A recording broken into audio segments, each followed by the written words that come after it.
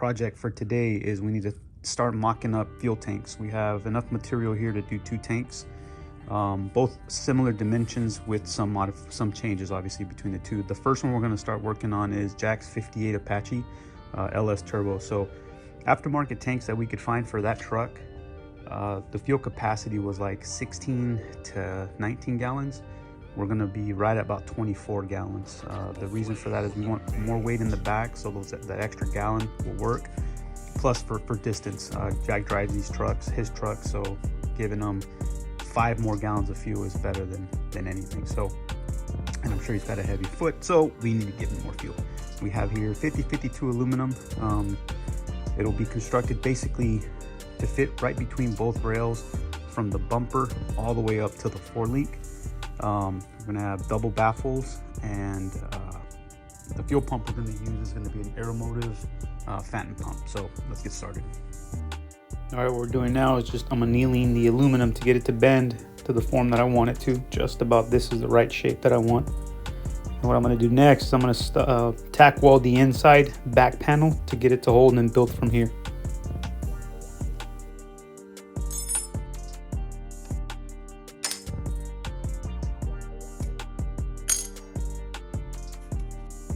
All right, so hopefully you guys liked that little stop action that we did in the previous clips, but here are the side panels tacked in place, and now we have the right side tacked in place.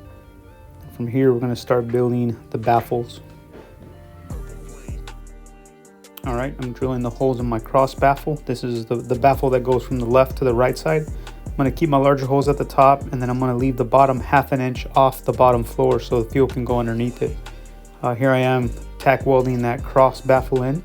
In the next clip, I'm going to weld the cross baffles shaped in a V to kind of keep the fuel centralized right in that center toward the pump to feed the pump.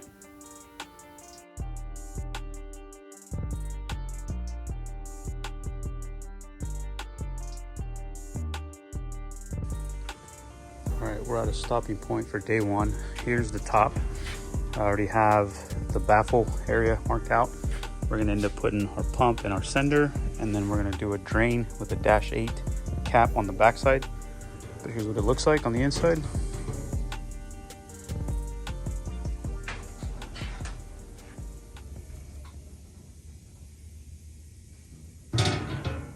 All right, so a couple days ago, we started fabbing up Jack's 58 Apache fuel tank. There's the inside that you saw in the previous clips with the baffles. And then, so what we're going to do now is we're going to focus on installing the pump, the sender. We're going to do our drain line in the back. I wanted to show you what we're going to use. I don't know how well the camera's going to pick up these outlines, but this is basically where our baffles are. We're going to run a Phantom Aeromotive pump. Got its own baffle. We may or may not use that. This pump itself is actually really stout. Oh, the pump's in there, but we'll have this here mounted there. The truck is a LS Turbo, nothing major, no big numbers. It's going to be a fun little street cruiser. But this pump is enough to handle all of that. Plus, it's got some room for growth. So that's why we decided to run that Stealth 340 from Aeromotive. We ran similar setup with dual pumps on the LSA 51 Ford that we did a couple years ago. The fuel sender is Tank Sync, 0 to 90 ohms. But these are their new style senders that actually are an integrated float. It's basically an integrated float. It goes to the depth of 15 inches.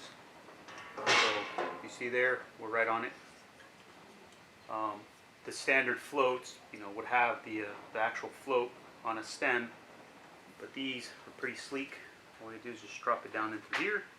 That'll be done. So I like these. We've used these on the last several tanks that we've built up. Never had a problem with them. That's been very accurate. We're going to run a Rhodes -8 bung right back here. We can drain the fuel should we ever need to drop the tank. There was one more thing. No, that's really it. So we'll go ahead and peel this back off and go ahead and start dropping in our pump and our sender. All right, we have the template. They send this template here as a guide for you to drill all your holes for this right here to drop in and come right back through. So we've gone ahead and done the 2 guide holes, cinched it down. Now I'm going to drill these other 8 holes, pull this off, and then run this up.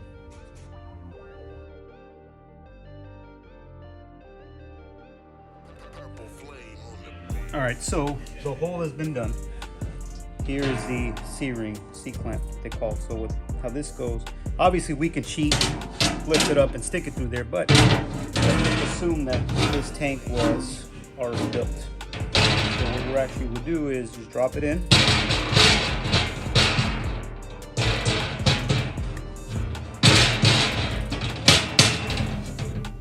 And you gotta have small hands like me.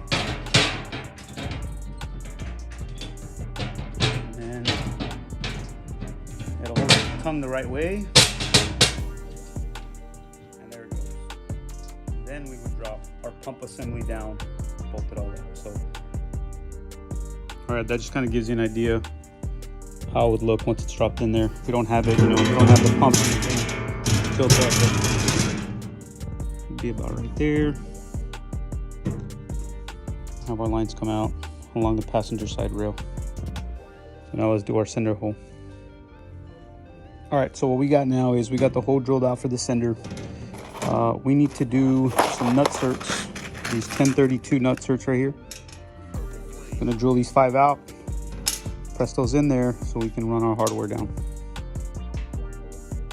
So it's always a good idea to, as you're drilling these holes and doing your poly nuts on there, to make sure that they're going in right. What you don't want to do is drill all 5 holes and then one of them is off center, then you're having to pull it back out and redo everything. So as of right now, we got 3 in, our holes still line up, our pins still line up, or sorry, our marks still line up, and these have gone in just fine.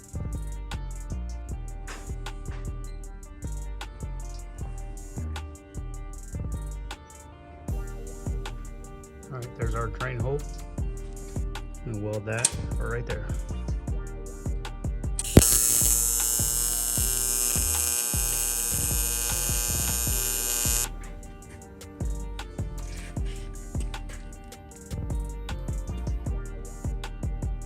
All right, while you watch me tack the top panel together, I wanted to clarify something. Earlier I said that the fuel cylinder is 15 inches deep. It's actually not, it's only 12 inches. The tank sink cinders come up to 15 inches in depth. So I wanted to clarify that. So I'm gonna tack the top together, and then in the next few days, we're just gonna weld the whole thing all the way around. And then we're gonna weld our angle brackets for the sides so we can mount it up to the frame. And we'll show a part 2 of that video here in the next couple of days. We've already filmed that footage. We just have to edit it, put it all together, and get his truck up in the air so we can stick the tank up there.